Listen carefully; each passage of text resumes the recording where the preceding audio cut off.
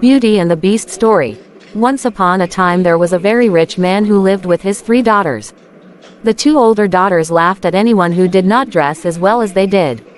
If they were not going to a ball, they were shopping for as many fine dresses and hats as they could carry home.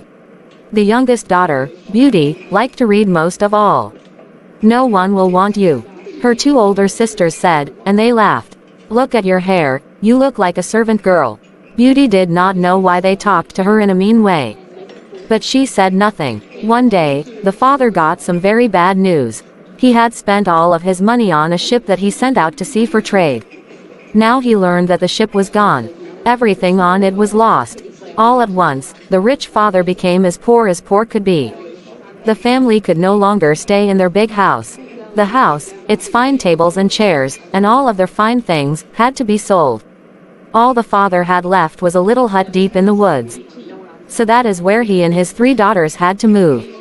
Living in the hut in the woods was hard work. Each day a fire had to be started, meals cooked, the place cleaned up, the garden tended, and things fixed when they broke. Now that the family was poor, you might think the 2 older sisters would help out with the chores. "Think again. She looks like such a mess," they said, turning up their noses at Beauty. "She might as well serve us." And so Beauty did all the hard work. And then, good news, the father's ship came to shore. Quote, "Daughters," said the happy father, "I am going to town. Tell me what fine gift I can bring back for you." "Bring me the finest dress from the finest shop," said the eldest sister. "I want one just like it," said the middle sister. "And you, Beauty," said he. "All I want, father," said she, "is a single rose." "Can you believe her?" said the eldest sister. "What a fool," said the middle sister. They both laughed. "Girls," said the father, "if that is what Beauty wants, that's what I will bring back for her." The father was on his way home when he thought, "I forgot all about the rose for Beauty." All at once, the sky turned black. "Oh, dear," he said, "a storm is coming." A moment later, heavy dark rains fell from the sky. Soaking wet and tired, the father saw a blink of light from far away. He went closer to the light, hoping it meant there was some place he could ask to stay the night. When he got up close, he saw a large palace with candles in all its windows. It was very odd, but the garden gate was open. And so with care, the father stepped in. "Hello," he said. No answer. There, before him, was a great feast over a long table. "Hello," he said again. Still, no answer. The father sat down in front of the fire to warm himself, and he waited. But still, no one came. Quote, "I suppose it would be all right if I stay the night," said the father. He took a quick bite from the feast, found a bedroom, and fell fast asleep. The next morning the table was laid again, but this time with breakfast.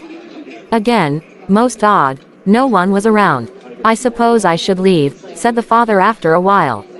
On the way out he passed a rose garden. "I will take just one," said he. And he picked a rose for Beauty. Just then, a loud stomp came up from behind him. Roared a voice, "You took my rose." The father spun around. There before him was an awful, huge monster. I'm sorry," he said. "I didn't know." Quote, "You will pay for this." The beast yelled, "You will die." The father fell on his knees. "Please," he begged, "do not kill me. I only picked the rose for one of my daughters." "Oh, so you have daughters?" said the beast. Well, if one of them will come and stay here in this palace, you will be free. If not, you must return yourself in 3 months, and take your punishment." When the father got home, Beauty could tell something was wrong. "What is it, father?" she said. "Oh, nothing," said he. But she knew that was not true. At last, the father told his girls what the beast had said. "This has all happened because I asked you to bring home a rose," said Beauty. "I will go there in your place. Or else, you will die." "No, I cannot allow that," said the father. "I am old and don't have much longer to live. You are young, you must not do this for me."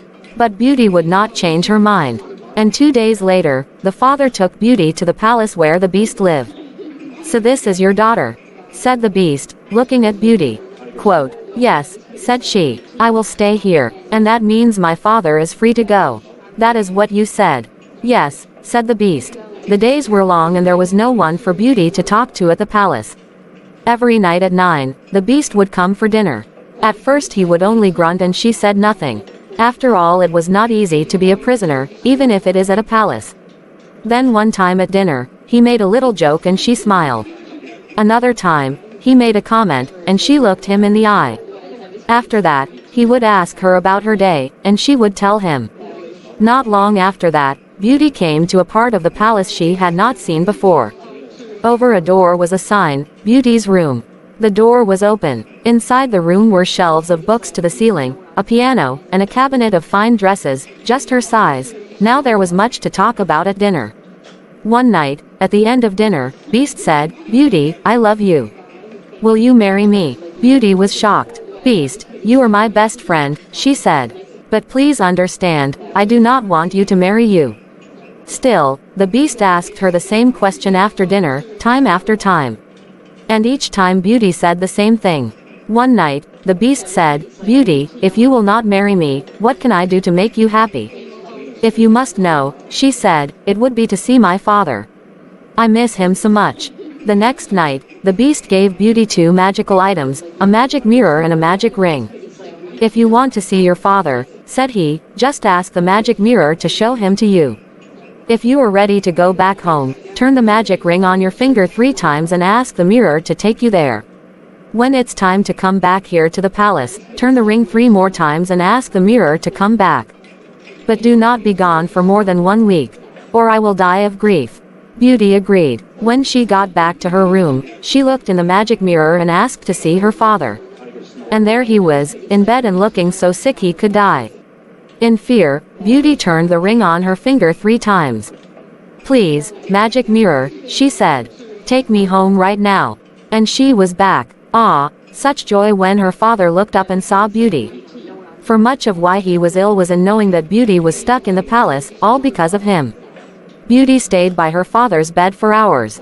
She told him that she had all the books she could read, music to play, and fine dresses to wear.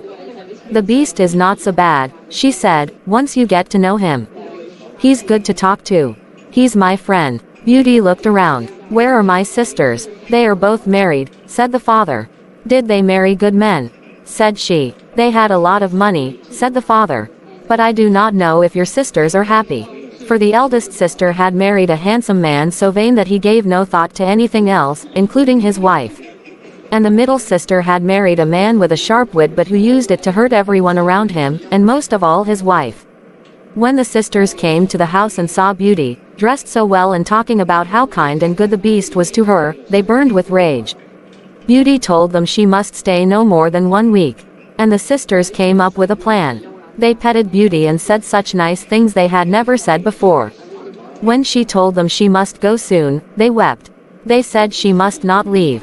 There was still so much left they wanted to do with her. And why does just a few days matter, after all? So Beauty stayed. One night she had a dream about the Beast. In her dream, the Beast lay sick and dying. When Beauty woke up, she asked the magic mirror to show her the Beast. There he was in the mirror, lying in the rose garden, looking so sick he would die. At once, she turned the magic ring 3 times. "Take me back to the Beast," she said. In a moment she was sitting next to the poor, sick Beast, who could only gasp for air. "You have come back," said the Beast in a thick voice. "I'm so sorry that I am late," said Beauty. "I could not bear the idea that you may not come back to me. I am afraid it is too late for me now." His eyes closed. "No," cried Beauty. "Do not leave me." Just then, she knew in her heart what was true. "I love you," she cried out. "Please come back. If you only come back, I will be your wife." Tears rolled down her cheeks. Just then, the Beast opened his eyes. "Beauty," he said, "you did it." In a flash, the Beast was changed to a handsome prince. Beauty did not know what to think of this change. "Ah, Beauty," said the Beast, and he told her his story. Years ago when he was a prince, an evil fairy had put a spell on him. He must stay a beast forever, until a maiden loved him for who he really was. Now she had broken the spell. And so Beauty and the Beast were married. They lived happily ever after.